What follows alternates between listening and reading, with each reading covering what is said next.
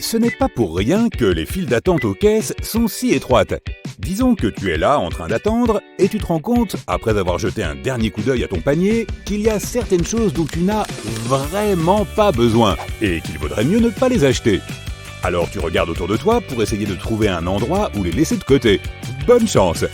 Les files d'attente aux caisses sont conçues de cette façon pour que tu ne trouves pas d'endroit où poser tes articles, ce qui fait qu'inconsciemment, tu prends la décision de les acheter finalement. Regarde de plus près ton panier avant de t'y rendre, ou contente-toi de suivre ta liste pour éviter ce problème. Par ailleurs, la file d'attente à la caisse est probablement la partie la plus tentante du supermarché.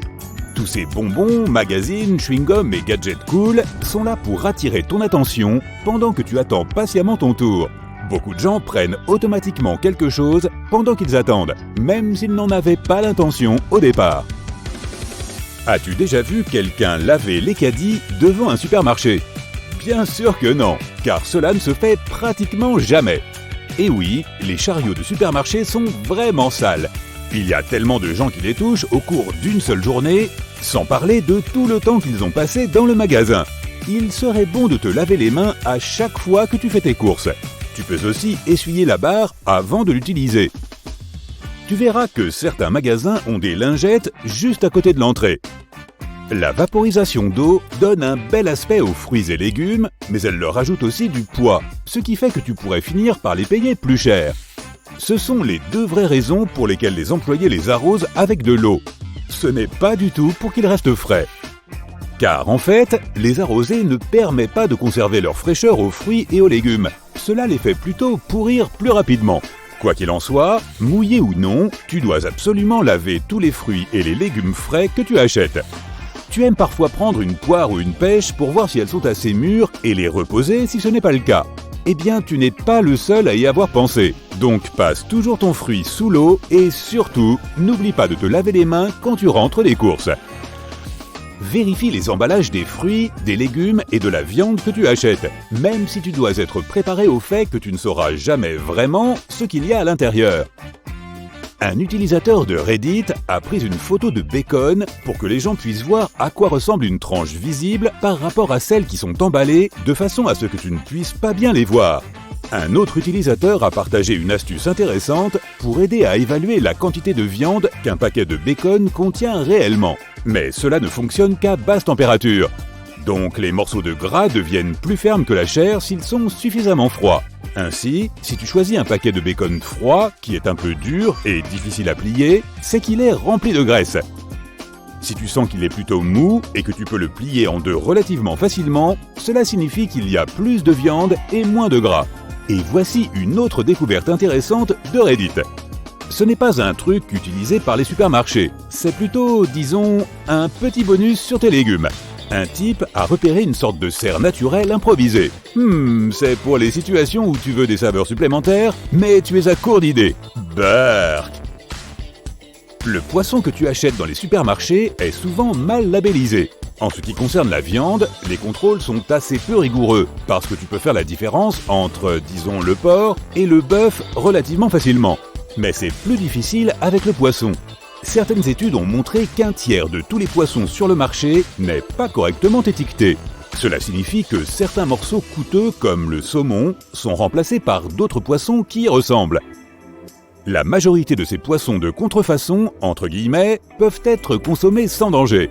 Mais certains d'entre eux, comme le maquereau-serpent, peuvent causer des problèmes d'estomac pas très agréables. Ne te fie pas non plus aveuglément aux dates de péremption.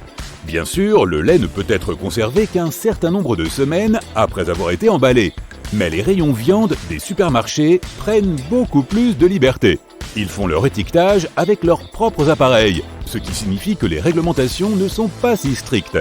En d'autres termes, si un article est sur le point d'expirer mais qu'il semble encore bon, les supermarchés peuvent simplement y apposer une nouvelle étiquette. Cela signifie qu'ils peuvent prolonger la date de péremption de quelques jours, parfois même de plus d'une semaine. Si possible, cherche les aliments au moment où ils arrivent pour la première fois dans les rayons, ou trouve un boucher de confiance à proximité. Mais si tu tombes sur de la viande ou autre chose dont la date de péremption est proche ou déjà dépassée, tu peux négocier un meilleur prix. Il suffit de montrer le produit au personnel et dans la plupart des cas, ils seront prêts à baisser le prix. Ils devront probablement mettre la réduction de toute façon. Donc de cette façon, c'est juste plus facile pour eux et meilleur pour toi. Vérifie toujours la date de péremption. Fais attention à cela parce que les supermarchés ne sont généralement pas fermés s'ils échouent à une inspection. Les inspecteurs sont beaucoup plus axés sur les restaurants et tu as donc plus de chances d'entendre parler d'un restaurant fermé parce qu'il n'a pas respecté les normes sanitaires que d'un magasin. Alors, aller dans une petite boulangerie locale au lieu d'acheter le pain du supermarché et essayer en général les petites entreprises du coin n'est peut-être pas une mauvaise idée. Ces gens-là se soucient traditionnellement beaucoup de leur réputation. Ce prochain bidouillage qu'utilisent les magasins n'est pas si grave, mais il vaut quand même la peine d'être connu.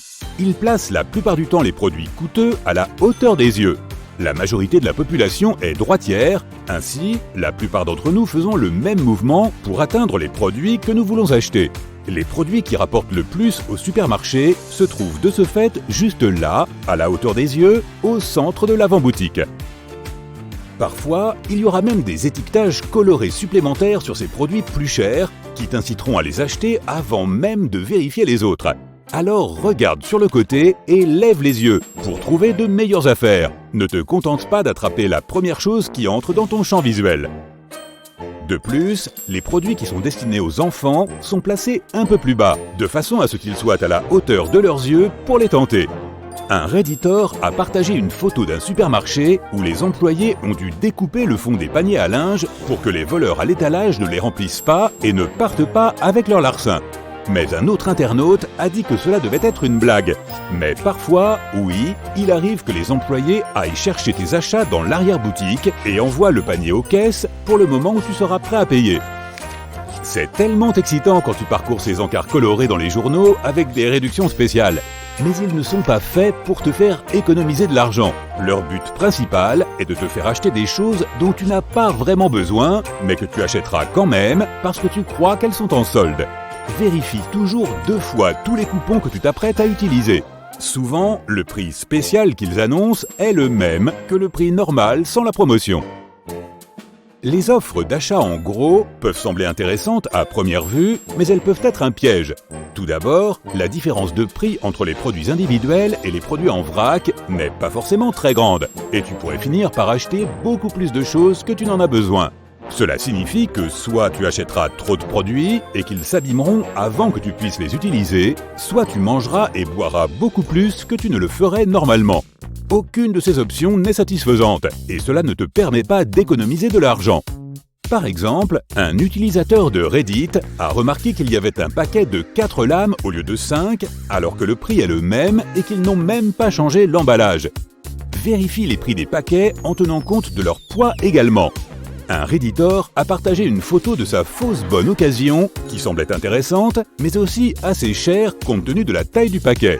Lui et sa femme font généralement leurs courses en ligne, et comme la semaine dernière avait été assez stressante, ils étaient fatigués et n'avaient pas vérifié à quel point ce bloc de fromage était minuscule.